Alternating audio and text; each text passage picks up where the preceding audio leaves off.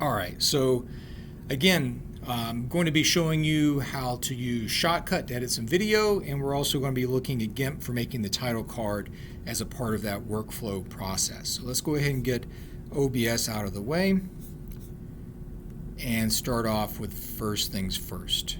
We need to go into graphics, and we need to use GIMP to make our title card. So, whenever you see like videos on YouTube, there's always like, that image that like captures your attention, right? It's like showing you what's going on. Well, I'm not going to make one of those videos that your title cards is really annoying, but I am going to show you how to make at least one that's informative. So I know the video that I'm editing is 1080p, 1920 by 1080 resolution. So I'm going to create a new image. Also, this is just pulling from my resolution on my desktop right now, 1920 by 1080. Advanced options. I want it to fill with background color because I've already set my background color to black. So it'll be a nice dark color that everything else will stand out from. So I'm going to hit OK. So now I got my black background title card. Now this is where that image of the poster comes in. I'm going to grab it and drop it here, which is going to make it a new layer. Like if you're familiar with Photoshop, GIMP works much the same way. I got a new layer of the poster. But the poster is like taking up the whole screen. What the hell? I can't see anything else. This isn't exactly what I want, right? Well, because it's a layer, I'm going to go to the layer menu and I'm going to scale the layer. Well, I know because I remember that I set the dimensions of the title card to be 1920 pixels across and 1080 pixels down. That means the poster, which is long ways, I need it to be less than 1080 pixels, right? I'm going to give myself a little bit of space too. So in the height box there, I will put in, how about 1060? That'll give me 10 pixels at the top, 10 pixels at the bottom. It automatically changes the width, scale. All right, now we got that set off there.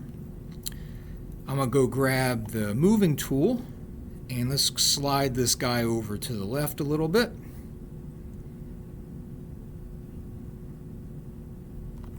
Like so. Let's see, another thing we could do is I can Control A, edit, stroke selection, line width, how about just like 2 pixels. Aliasing, solid color, it's going to do it in white, stroke. I'm going to select none, and then just to make sure, see that little white line?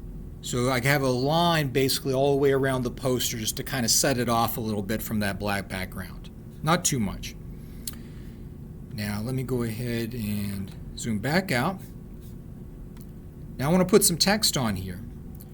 You can see over here from the font selection, I've selected Chicago.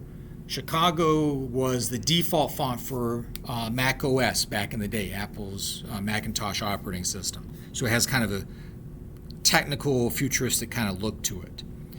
And so what I'm going to do is just draw a little box over here. And then, let's see, this is opening remarks. I'm talking in it, and so is our dean.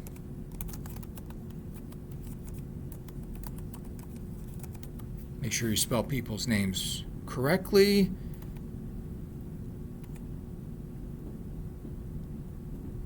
And so I don't want the text to be too low on the page. As I've mentioned before, that can feel like it's dragging it down, right? So I'm going to have it a little bit up like that. And then I'm going to save this. Just call it title card. And all I've done is save this as a GIMP file. Right? I need to have this something that I can put into my video editing software like a PNG or a JPEG file, right? So I'm going to go File,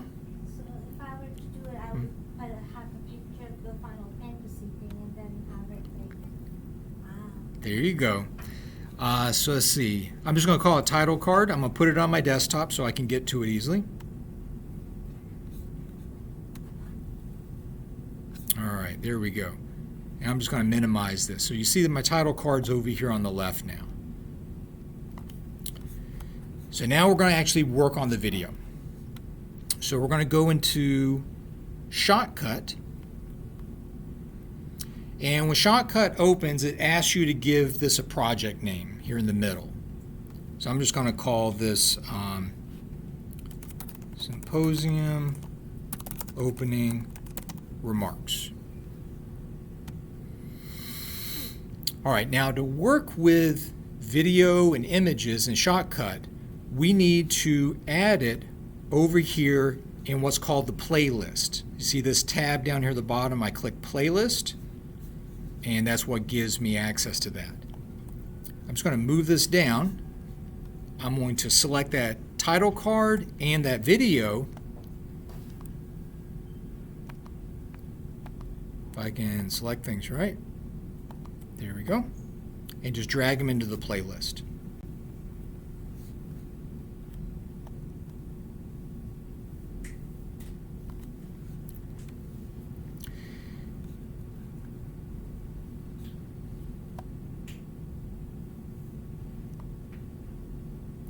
So the first thing I want to do is create the opening for the video and then mash up the actual video that I recorded.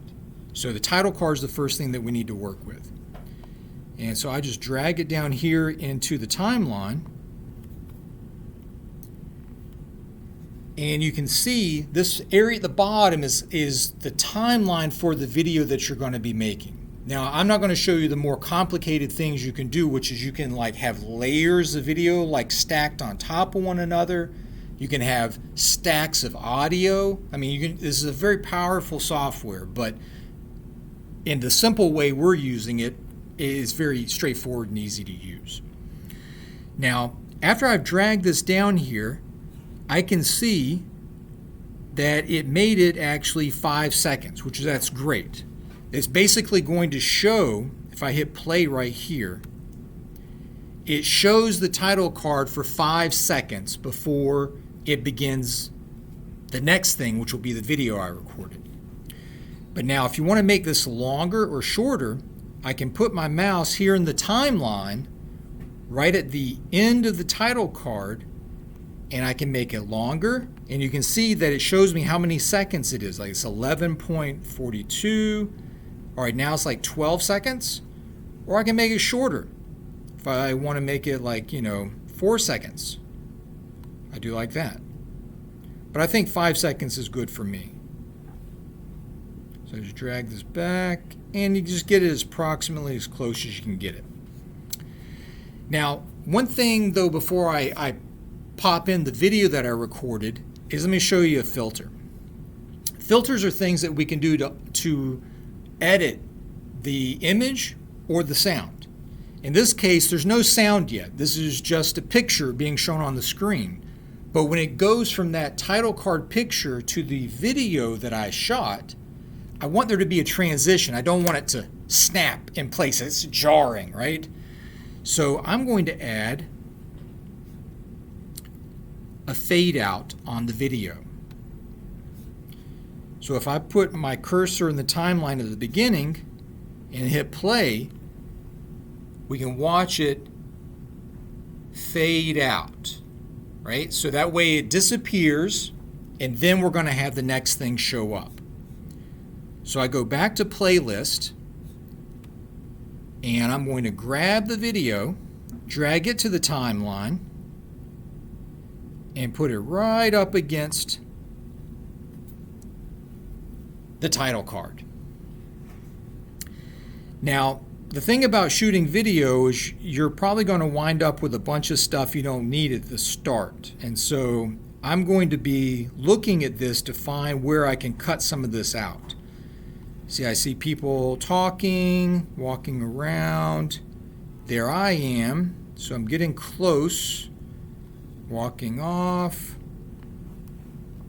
I'm going to zoom out a little bit more so I can try to find where this thing starts.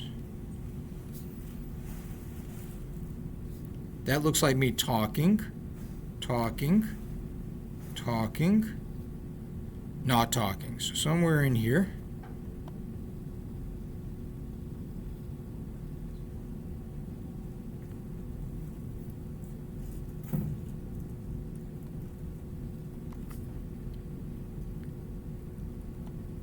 I'm going to go a little bit more, and I'm actually going to have me walk in. That's going to be like an action shot. That's pretty cool. So when I get the cursor in the timeline about where I want to have the video begin, like what people are going to see, I'm going to use this tool right here, Split It Playhead. I click that one time, and it basically breaks that video up into two parts. And that front part that I don't want, this right here, I can right-click on it, and I choose Ripple Delete, or just press X on the keyboard. It gets rid of that part I don't want, and it moves the part I want up against the title card. I didn't have to do anything. It does that work for me. So now I need to find the end of this thing. So I'm going to go, There's the Dean talking, so go a little bit more. Dean talking, I'm talking, I'm pointing, probably telling people to get some coffee and pastries, and then I'm walking off.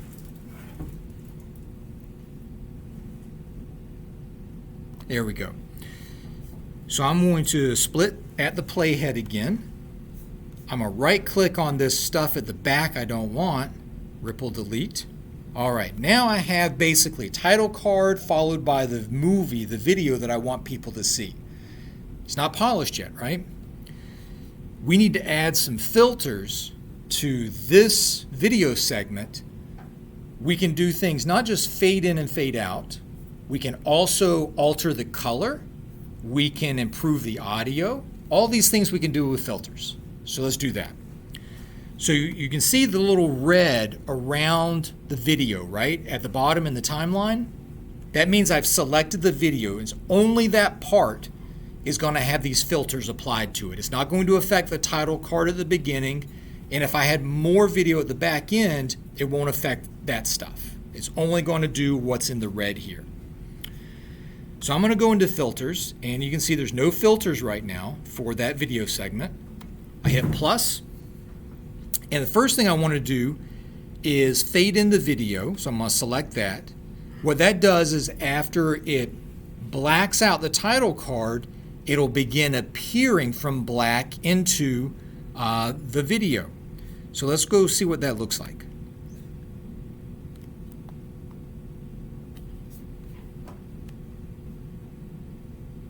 Fade out, fade in. So one just transitions directly into the other.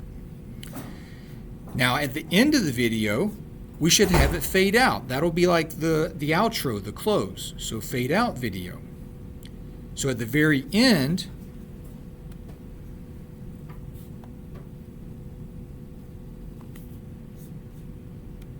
I'm walking, walking, walking, fade out. So that it makes it have a little bit higher production value that way. Exactly, right? It knows not to interfere with the stuff that's either before it or after it. Now let's see, some other things we can do. If you notice the color that behind Dean Vasquez-Poritz, that's a whiteboard. You see this whiteboard, that is a lot whiter color than what's in the video, right? That means we need to adjust the white balance in order to try to make that white more real.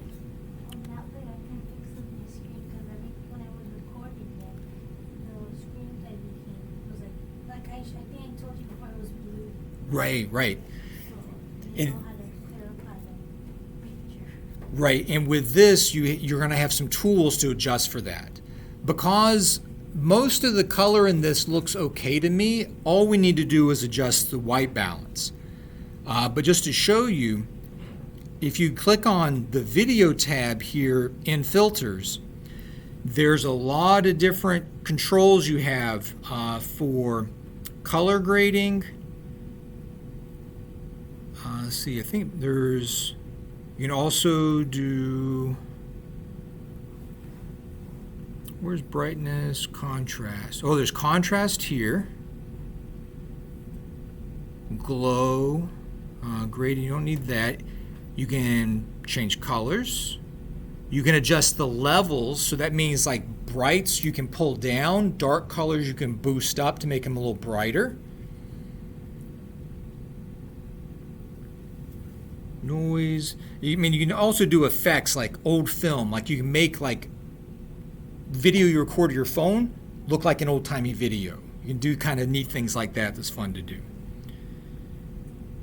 Reduce noise, scan line, sepia tone, sharpen, so like if it's a little like out of focus, you can sharpen it a little bit. As long as it's not too much, that can look all right. You can also add text directly on top of the video if you want.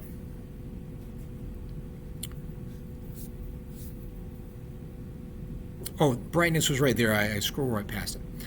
But we're going to go back and just do white balance. And the way, there's a couple things you can do with white balance. One is you can like choose a neutral color, or you can just simply change the color temperature. And that's, for our purposes, going to be the easiest thing to do. So I just kind of increase this, and you see how the whiteboard in the back is getting whiter. But the other colors aren't really changing a whole lot, right? The people in the front row there, they look kind of the same, but that background's now starting to pop and look like more natural. So I'm going to leave that right there. All right, so that's the video stuff I can do.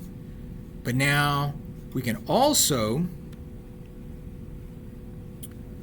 go over to audio. And if you notice, like down here in the timeline, this little squiggly line at the bottom, that's the noise. The audio. Right, it shows the level of audio when it's soft and when it's loud. And this line, and so with the sound, if your microphone isn't capturing, and one way we can measure this is this meter over here on the left. If this is going up to like around here, is going to be like yellow and red.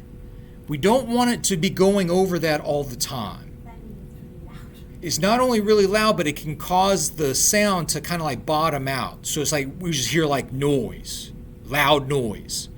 Like how clapping sounds whenever you listen to a concert or something. If it gets too loud, it's not clapping, it's just like this loud rattling sound. So what we can do is maybe just give it a little bit of a boost. Balance, down mix, fade in audio, gain volume.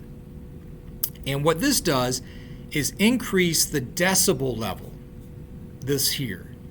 And so if I want to just give it a little bit of a boost, not too much, and you see the meter is increasing as I increase this. See the level over on the right is getting bigger, bigger, bigger, bigger? Now it's in the danger zone, right? That's too much.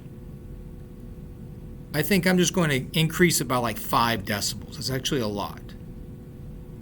There we go. And that will make it a little bit louder so someone's not having to like jack up their volume on their device in order to hear it. When I was talking, I realized when I'm in the video, I'm like, it was really low. But you could hear the game, but he couldn't hear me speaking because I was so low. And one way to like deal with that in your situation, like where you're recording like gameplay video and then you're talking and then this gameplay video again, you can split the playhead around when you begin talking and when you stop talking, and apply the gain filter just to that segment when you're actually talking. That way the gameplay stays the same, but you speaking will suddenly like be loud enough people will be able to hear it. So that's where, again, like when you apply the filter, it only does it to the segment you select. Why not divide things up into a lot of segments so you can play with what you need in each of those segments? Just like how you cut off, that's why you have to do that. Right, so even though you split it at the playhead, and as long as you don't delete anything, all that does is tell the software, this is one part that I can apply filters to, and this is a different part I can apply filters to. But I'm not going to apply filters to both of them. It knows to say, this goes here, that goes there. So once I've done all this, I need to well, first I'm going to save it, right? Have a save icon. And then you see there's an option here to export. And it has all these presets over on the left. But for like us, I'm just going to select YouTube. And what it does is it'll export an MP4 file that is kind of like tuned for what YouTube wants. So that when you upload it, there's less time for it to process it and make it available. So I just select YouTube, I click export file, and then it'll begin exporting the file. I'm not going to do it on this laptop because this is a very weak laptop. It would take forever. But like on your desktop, or if you have access to a desktop computer, or if you just have time, any computer would do it. It just takes longer on some rather than others. And then that MP4 that it creates, upload that to YouTube, add your title, description, let it go through its copyright checks, and then you hit publish if everything passes. One thing to keep in mind is like you're doing like video game play, don't publish your video immediately. Like it'll actually bring up a warning saying, don't you think it'd be better if we do copyright checks before you publish? You'll say yes. That way it'll verify that there isn't going to be a copyright strike against your account, which could like lead, like if you get so many strikes, you get booted off YouTube. The video that I uploaded, it took a while because I uploaded that night, but it was taking a while to do the copyright. So I'm like, hopefully I don't get struck down because I wasn't sure which one was I actually doing copyright or am I doing everything by the book or everything. So I was worried about that because I never uploaded a YouTube video before. So. Right. As long as you let it do the checks before you actually hit publish, you're not going to get any trouble. You won't have anything wrong with your account. Because like if there is a strike, it'll say like, this isn't going to comply with the copyright that we're allowed to use on these gameplay videos. You shouldn't publish it. Because it still gives you the option. I mean, they do give you, in a sense, rope to hang yourself with if you want. But as long as you read the messages, and if it says like you shouldn't do this, then don't publish it. So after that, we've exported it, we've uploaded it to YouTube, and we're good to go. So again, like we use GIMP to make our title card. We import the title card and our video that we shot into Shotcut. And then with Shotcut, then we're able to arrange the video so that we have a title card, flow into our video, and then we can apply filters to the video for like fade in, fade out, adjust the white balance, adjust the gain, which is the volume, and then we export the video. Easy to do. And like I've mentioned before, there's a lot of resources like on Google, on YouTube for using these tools. And then also you have access to the Adobe Creative Suite. So like you can use Adobe Premiere, which has a lot of their own tools involved. And for that you can use LinkedIn Learning because there's lessons on there for using that. But for me personally, I like using these open source tools because they're built by the community for everybody to take advantage of. So I'm gonna go ahead and stop this now, but I hope you got something out of using GIMP and Shotcut for building videos.